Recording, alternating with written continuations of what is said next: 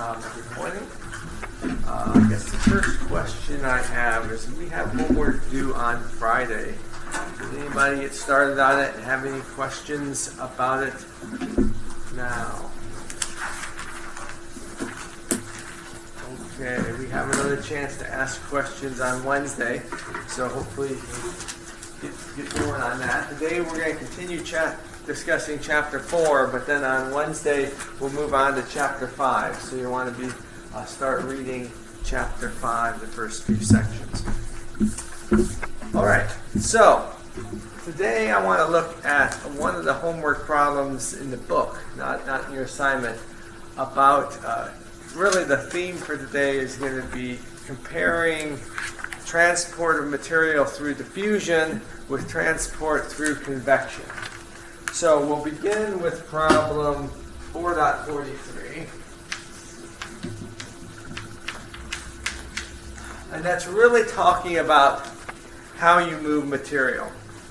And you can have one way we've been talking about is diffusion. And we define a amount of material per unit second, per unit area, as for diffusion, it had a minus a diffusion constant dc dx, a derivative of the concentration. So concentration gradients drive diffusion.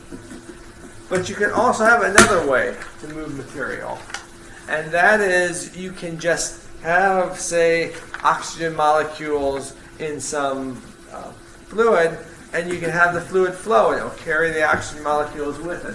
So I'm going to call that convection. And we want to also get an expression for how you can move material using convection. And it turns out that is going to be the speed of the flow times the concentration.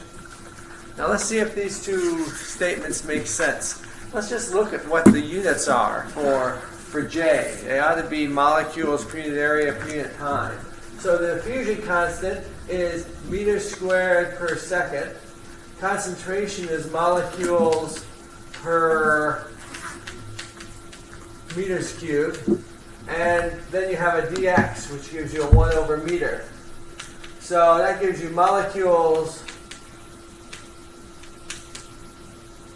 per meters squared here, meters to the fourth, that's meters squared second, which is just what we thought.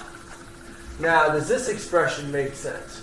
Well, speed is meters per second, and concentration is molecules per meters cubed. So the meters and the meters cubed cancel, and you get molecules per meter squared second. So yes, they have the same units. They're both fluxes. So what's often useful when you're comparing these two is to find one of these dimensionless numbers. We've looked at dimensionless numbers before. We saw it in the Reynolds number when we were talking about viscosity, and we saw the Lewis number when we were talking about comparing diffusion of heat to diffusion of molecules. So today I want to talk about the Peclet number.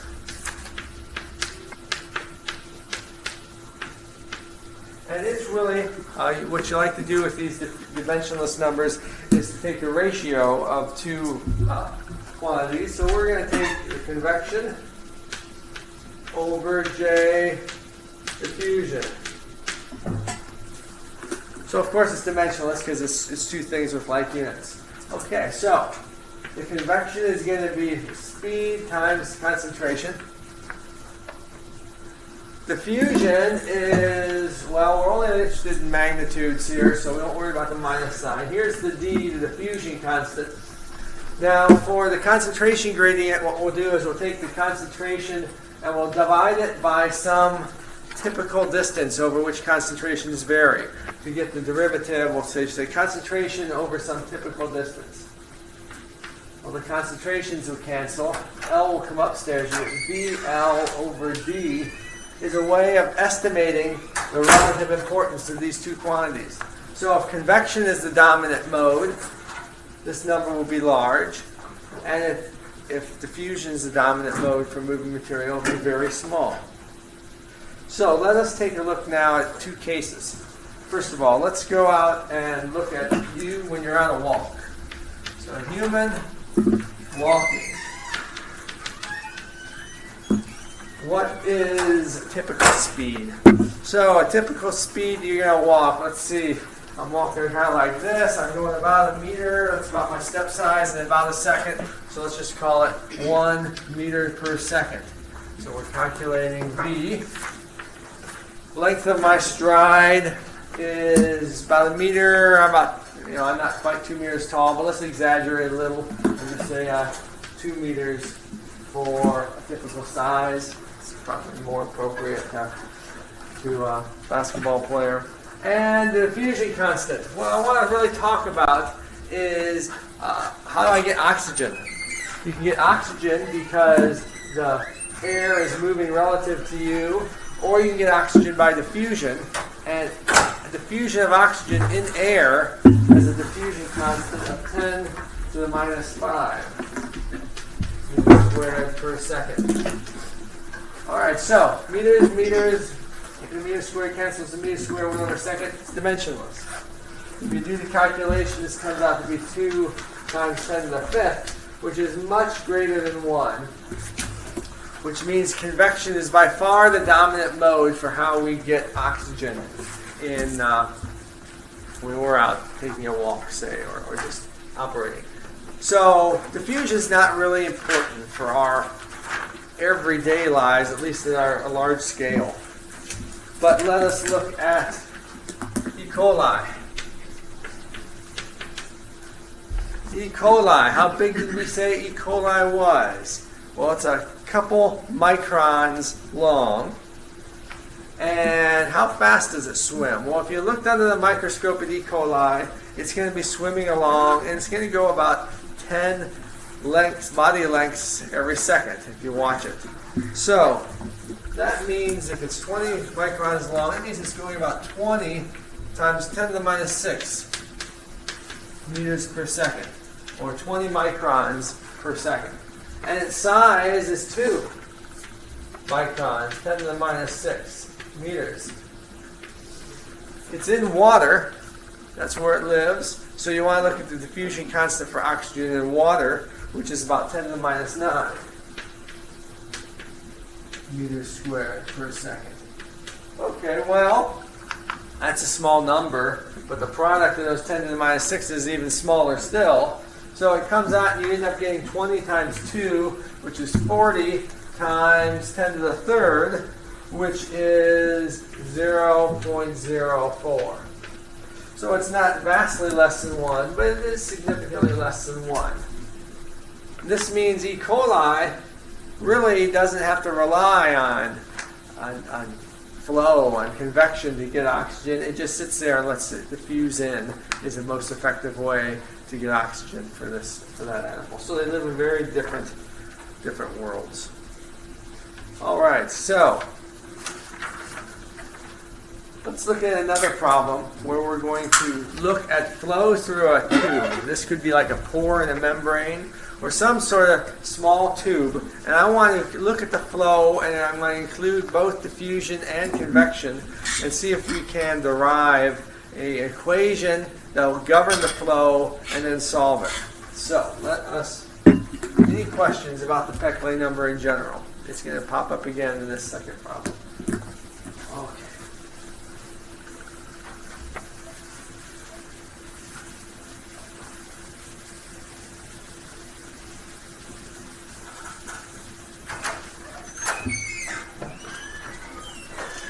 So here's some sort of membrane. It could be a biological membrane in some material. It's going to have a little pore in it like this. And on this side, we're going to have a large concentration, C0. And the other side, the concentration is 0. So there's a big concentration gradient on each side of that membrane. We'll take this to be the x direction. And in fact, this will be x equals 0 here, and this will be x equal to L. So it'll be a tube, a pore of length L. And what we want to do is we want to try to keep whatever's on this side from coming over to this side. So right now it just diffused through there. So what we're going to do is we're going to put a higher hydrostatic pressure to cause a volume of flow, I guess a speed of the flow through the tube. So we're going to try to flush the stuff out. And that way we're going to try to prevent this concentration from coming over to the right side. Think of this as being some toxin, and we want to keep this area toxin free. So we'll create a backflow that will flush it out. And let's see if that's going to work. So we're going to compare diffusion and convection. So we'll just write down what we had before. Diffusion minus d dc dx, and convection is going to be, now notice that v, the way I define it, is going to the left. So if we want to have our flow, really flow should be measured, it's going to the right, that's the positive x direction. So technically this would be minus dc. If v is just a number giving you the speed, then the flow would be, the transport would be going in the opposite direction. So you get a minus sign. Okay, so what we're going to do is find the total amount of material, of the toxin, where it's going. Well, total is just going to be the sum of these two.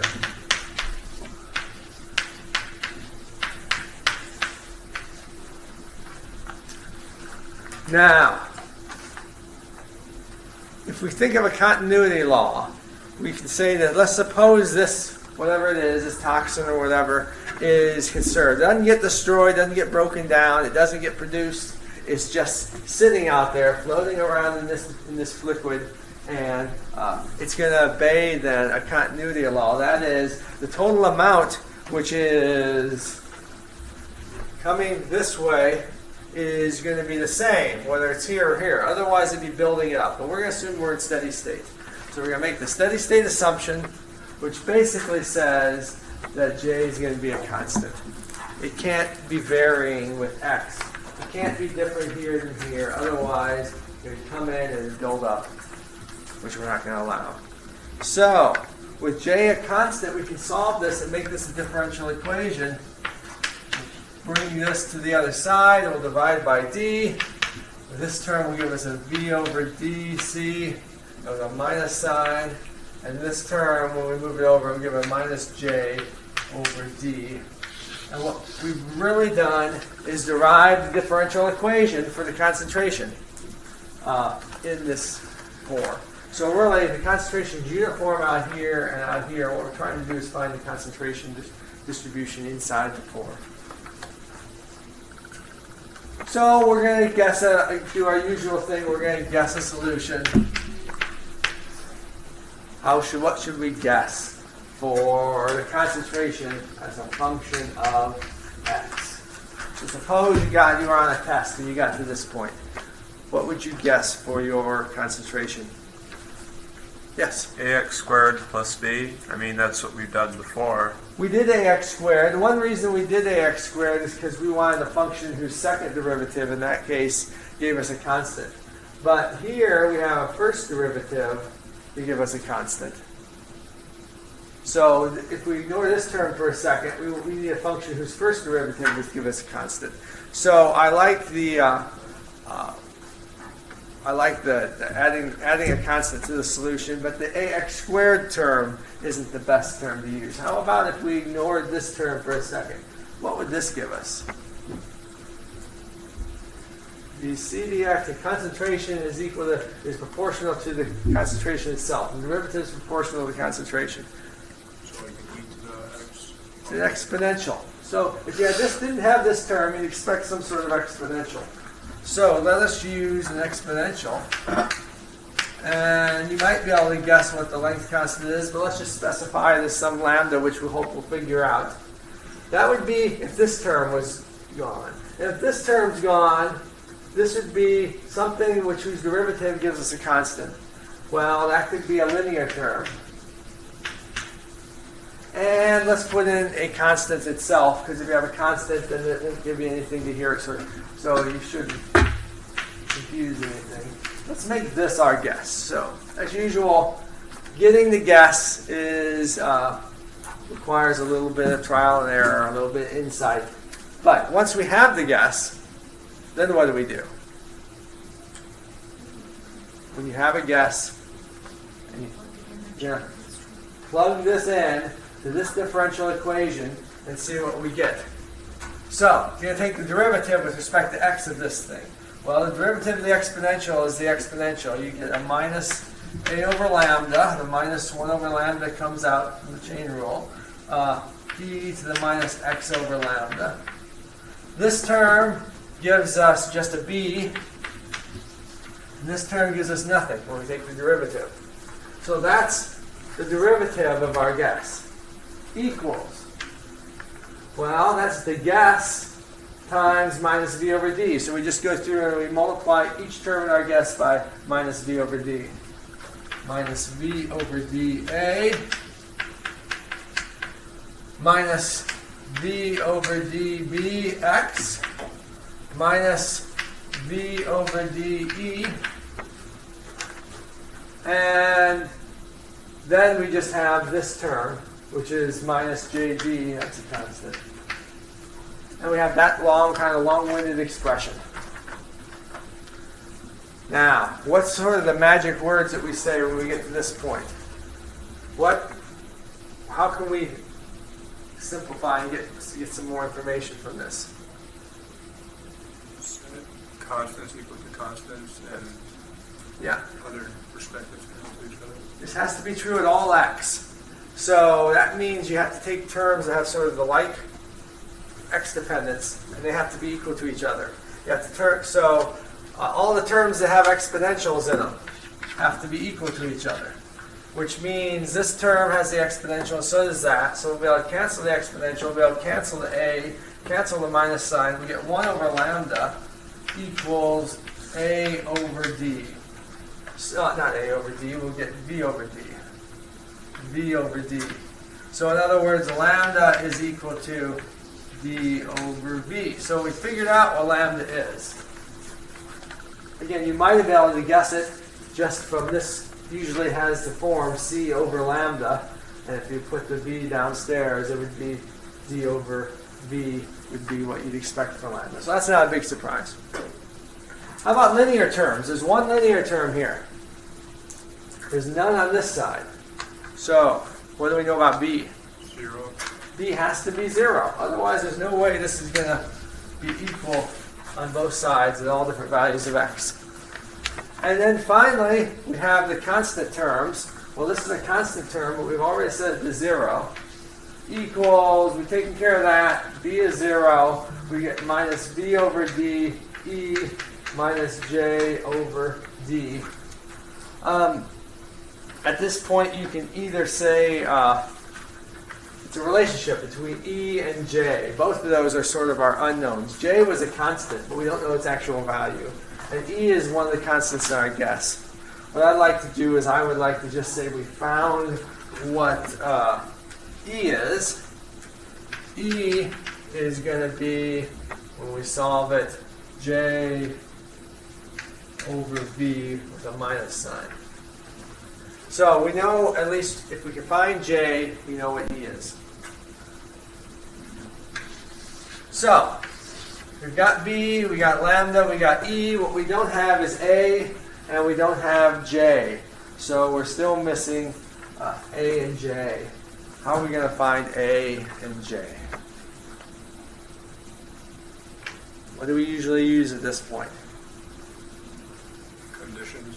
Yeah, in this case, they're going to be boundary conditions. In this case, we're going to assume that over on this side, the concentration is C0. So that means that at x equals to 0, C is equal to C0. That's the condition that right here, concentration is C0. And on the other side, at x equals to L, C is equal to, well, 0 on this side. So you have 0 concentration. So those are our two boundary conditions. So we know what our guess now is. We know what let's write our guess. C of x. We don't know a yet.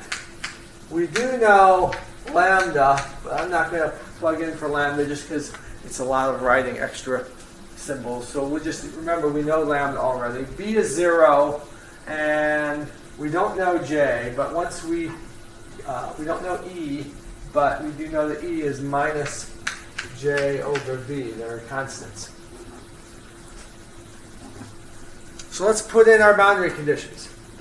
Let's set x equals to 0. At x equals 0, C is equal to C0. So what happens here at x equals to 0? E to the 0 is just 1. So this just becomes A minus J over V. Now let's put x equals to L. At x equals to L, C is even simpler. It's 0.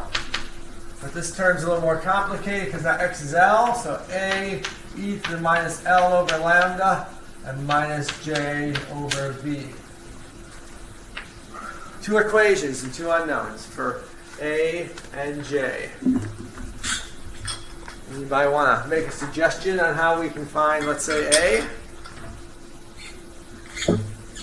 What would you do if you had two equations and two unknowns in this case?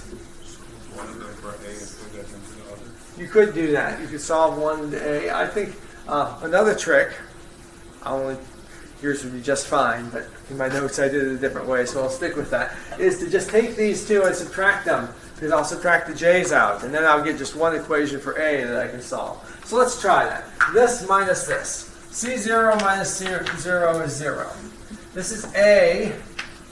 Here's a 1. That's A minus A times this. So minus E to the minus L over lambda. That's those two terms. These terms exactly cancel out by design. That's why I did this. So I've gotten this expression. So A is just C0, 1 minus E to the minus L over lambda.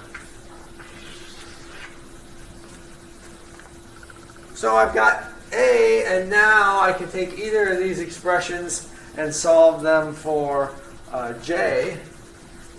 I will take this expression, and I'll solve, bring it over to the other side, multiply through by B. J is equal to A, which is C0, 1 minus E to the minus L over lambda, times V, because I multiplied it, brought it to the other side, multiplied through by V. And then you have this exponential. And that is an expression for J. And now we've got everything we wanted. We have our entire concentration distribution. We can actually just write down the whole thing. We just plug in for this guess. C of x is equal to, okay, A is this thing, B is 0, E is minus J over V, so it's minus this thing without the V. Both of these, A and V, have this term in front. C0, 1 minus E to the minus L over lambda. A is then this exponential. And J had this exponential. And it had the minus sign from there, a minus sign in E. So you get minus E to the minus L over lambda. And that is your concentration distribution. So we solved it. We solved it first by getting the differential equation, guessing a solution, plugging it in, found out what the parameters were in order for it to obey the differential equation, applying boundary conditions, just like we've done several other times. Now, sometimes it's useful to check and make sure everything looks right. Say, if x is equal to 0, we're supposed to get C0. If x is equal to 0, this becomes 1. 1 minus E to the minus L over lambda will just exactly cancel the denominator, and you get C0. That works. If x is equal to L, you get E to the minus x over L minus E to the minus L over lambda minus E to the minus L over lambda. Those two exactly cancel, so it doesn't matter what's out here. This gives you 0, and you get 0. So at least it obeys the boundary conditions. And if you plugged it back into your differential equation, you find it obeys that also. So it works. Now, what I want to do now is look at this solution And once you get the solution, you want to analyze it, look at limiting cases, make sure you understand it physically. Before we do that, were there any more questions? Any questions about how we got the solution, how we solved it for it? All right. I'm going to erase everything except our final solution and maybe our general picture. And then we're going to analyze this thing.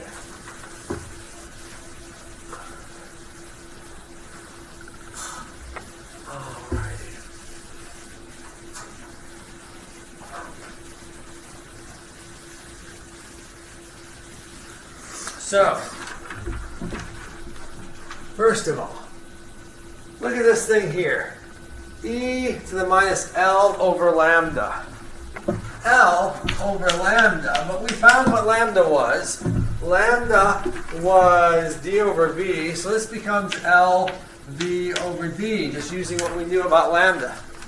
Does that thing look familiar? L times v over d. What did we talk about right at the start of class? That's essentially the Peclet number. That is the Peclet number. It's a dimensionless. It's a dimensionless quantity, as it must be, because you're taking exponential of it. And so really what we're saying is what you get up here is you get the Peclet number in the exponential. So really the interesting question then is which dominates, diffusion or convection? In other words, is this Peclet number big or small? So let's look at two cases. Let's look what happens if you have a low Peclet number. So if the Peclet number is small, you have L a lot less than lambda. This is a low Peclet number. What do you get? Well, we're going to look at what our expression becomes. L is a lot less than lambda means this is a small number up here in the exponential. And x can only go from 0 to L. So if L over lambda is small, then x over lambda is also going to be small. So what do we do when we have exponentials of small argument? What's the natural thing that we've done before? Pardon? Make them zero. Well, you could make them actually, it would be e to the 0, so you could make it 1, the exponential 1, and you get 1 minus 1, but that's sort of a drastic approximation. It just gives you something that's 0. What can we do if we want a little more accuracy? Taylor series. Yeah. Do the limit instead of just... We're going to do the limit, and one way to do the limit is to approximate your exponential as a Taylor series. That's sort of a trick to do this limit. You could probably use L'Hopital's rule or some other way of doing the limit, but this is a way that works particularly well. So let's see what happens. First of all, you get C0 over 1 minus, and here's one of the exponentials. So that's going to be approximately 1 minus L over lambda, just using Taylor series. And then we're going to get an exponential here, which will be 1 minus x over lambda minus, and another exponential, so I'll get 1 minus L over lambda. Let's see what happens. Here's C0. Here you get a 1 minus 1, so those two terms cancel. And all you're left with is C0 over minus L over lambda, which I'll bring up here. Here you have a 1 minus 1. Here you have a minus x over lambda. And minus and a minus, so plus L over lambda. So it's really doing the limit. Here's a lambda, and these lambdas will all cancel. So the lambdas will cancel out, and you'll have C0 over L, L minus x is the concentration gradient. It's basically linear. So let's plot it.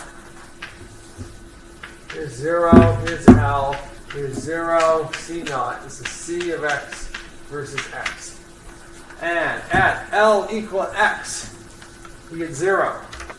And at x equals to 0, L over L. So the boundary conditions still work, but it's a linear relationship between the two. So it comes down here and falls off linearly in this case of small Peclet number.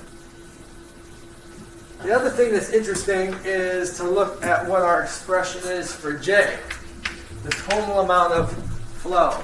And J, we found that I've erased that. It's VC naught over 1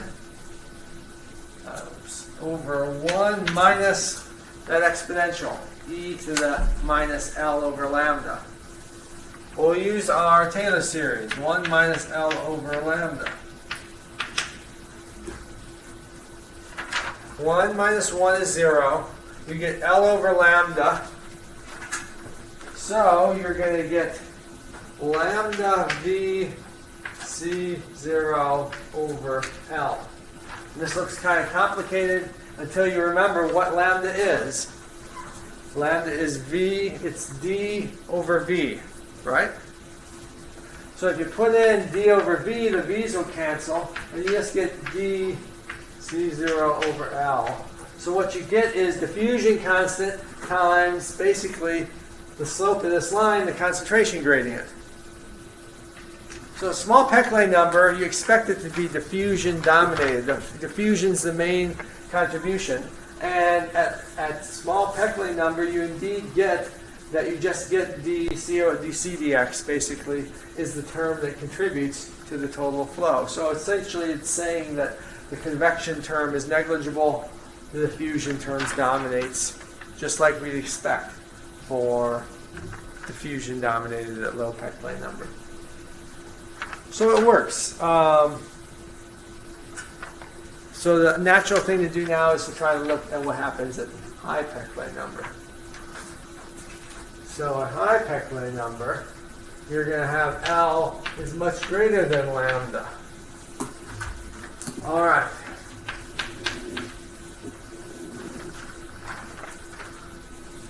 At L much greater than lambda, we're going to look at this term. E to the minus L over lambda is, or 1 minus E to the minus L over lambda is going to be what? If L is really big compared to lambda, what do you get? You get exponential to the minus a huge number.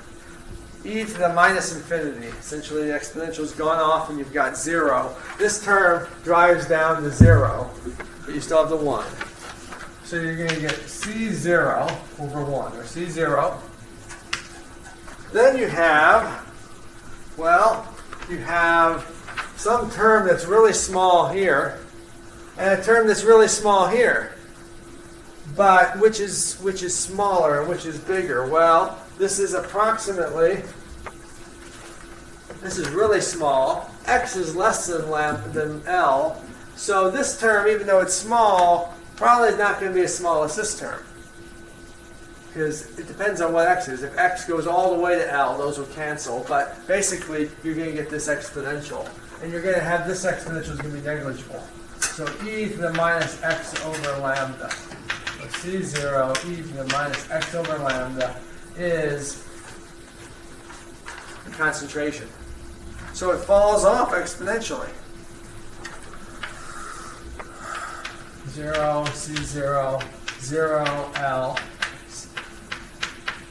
So at x equals to 0, you get e to the 0 is 1, it becomes C0, it obeys the boundary condition. At x equals to L, it doesn't quite obey the boundary condition because it doesn't go down to 0 exactly, but we've assumed that L is huge compared to lambda, so this is going to get really small when x approaches L, even though it doesn't go exactly to 0. To get it exactly to 0, you have to use the whole form. But approximately, it's going to look something like this. It's going to fall off very quickly, and then it's going to fall off really, really small and go towards 0 at x equals to L, even if it's not exactly 0 in our approximation. So what it says is that you get a very rapid fall off, and then you essentially have 0 inside. And J. J was V C0 over 1 minus, and then you had e to the minus L over lambda. That's e to the minus a huge number, so it's essentially 1 minus 0, or it's V C0. A high Peclet number, in this case, it looks like it's completely convection dominated. The total J is just V times C. So you don't get any diffusion. Diffusion's negligible, and it's all convection. You see, it's all in this expression. It's not obvious, but it's all in here. The entire behavior at low Peclet number, high Peclet number, and everywhere in between. And if you had both terms, if L was about the same as lambda, you would get a complicated mixture of both. Okay. Now let's just remember what it is we're trying to do. We're trying to keep the toxins off of this side. So if it's diffusion, that just means, well, it's not too effective because there's still going to be, it's going to reach 0 concentration, but there's still going to be some influx of toxins. It's still going to have a derivative here, so J is not going to go down to 0. So we have some way to wash it away and to keep it 0 here. But over this side, it's actually pretty effective because that means that it's really, really small, the amount of toxins coming through. So if you want to work at high Peclet number, you can drive this down as small as you want it to be. You can keep this side as toxin-free as you want. All you got to do is make V big enough. V big enough so you're working at high Peclet number. V big enough so that you get these exponential terms are negligible. So if you want to keep this side toxin-free, you just got to flush it as fast as you can. And it won't completely prevent any of the toxins from entering the pore, but it'll enter and fall off very quickly. So it works. So that's an example where you're really trying to compare diffusion and convection. So it's kind of a long-winded example, but I thought it was useful for going through. When does this kind of become important? Well, suppose you were designing an artificial kidney. Artificial kidney, you do dialysis. And in dialysis, you have your body fluids, and then you have some dialysis fluid, which you want to keep pure. So maybe you have a dialysis fluid, and maybe you're worried about any toxins from the dialysis fluid getting into the body. Well, you could flush, in that case, toxins are usually over here. So you don't want the toxins from the dialysis getting into the body. You have to flush it through with a flow. That could be one example, or there could be other biological examples where you want to create a flow. Sometimes it's not practical to create a big flow, but this is an example that you can solve your problems if you have it. All right. Yeah, let's do just a little more. Any final questions? Any last questions on how that was done? Hopefully you're getting the sort of the general theme. We derive differential equations sort of intuitively, and then we guess a solution. We're not spending a lot of time solving those differential equations. In principle, we're just trying to guess a solution and then check and see what they have to tell us.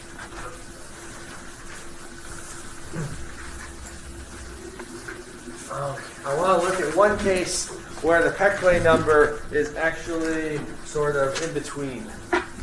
That's blood flow in a capillary. So you have a capillary here.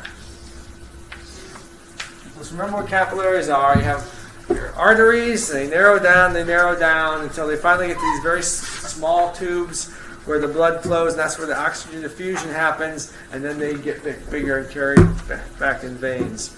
So we have a radius R, and you have a blood flow going with speed V.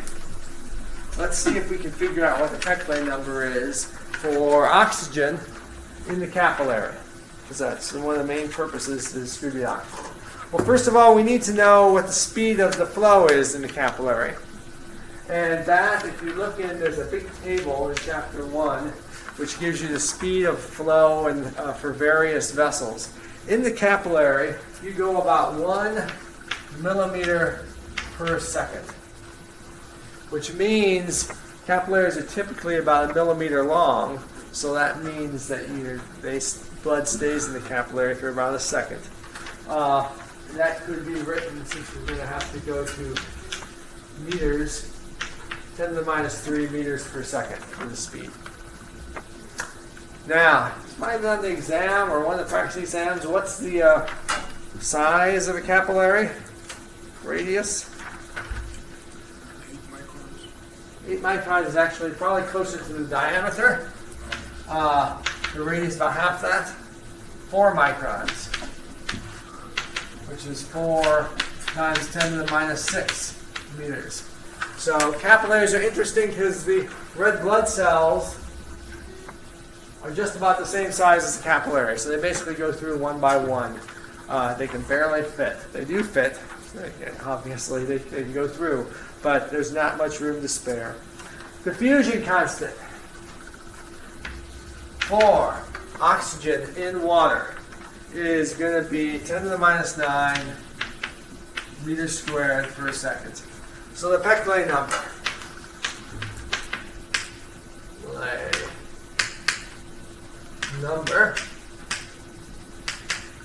is, we derived it as VL over D. Speed is 10 to the minus 3 meters per second. Size is 4 times 10 to the minus 6 meters. D is 10 to the minus 9 meters squared per second. Well, 10 to the minus 3 times 10 to the minus 6 is 10 to the minus 9. It exactly cancels that. This comes out to be about 4. And to tell you the truth, that might be a little bit of an overestimation because diffusion constants depend pretty heavily on temperature. And this nice round number is actually more like room temperature. If you look more at body temperature, it's a little bit bigger. And therefore, this number gets a little bit smaller. It's even closer to 1. So in a capillary, the Peclet number is on the order of 1, which means both diffusion and convection are important. So we'll see that this kind of makes sense. Suppose you were, let's look from the perspective of evolution. Suppose you had a capillary where it was completely diffusion dominated. Well, there'd be there would be very little. It was diffusion dominated, so the constant of convection was the bottleneck. There wouldn't be a whole lot of motivation to make the convection even faster, because no matter how, if it's diffusion dominated, doubling the speed of the flow wouldn't get you anything. It's still diffusion at this limiting factor. On the other hand, if the Peclet number was such that it was convection dominated, then you might as well see if it's convection dominated, so diffusion is a bottleneck. You could probably get away with a smaller V because diffusion is what limits you. So as you're designing a body, there's no use making one of these way ahead of the other. There's no use making something that's way high Peclet number or way low Peclet number, because then you're kind of wasting resources, either developing very high speeds or wasting resources. So there's a certain motivation to try to make both diffusion and convection similar, and that's what nature has settled on in the capillary. And what we'll see next class is that osmotic pressure actually causes flow. Transport of oxygen very much happens through a combination of diffusion and convection. Well, I don't have a whole lot more for today. Are there any last questions on either this or the homework? Final chance. All right, well, we will go on to Chapter 5 on Wednesday. If you haven't gotten your exam or your own homework, now is the perfect time to come get them. See you on Wednesday.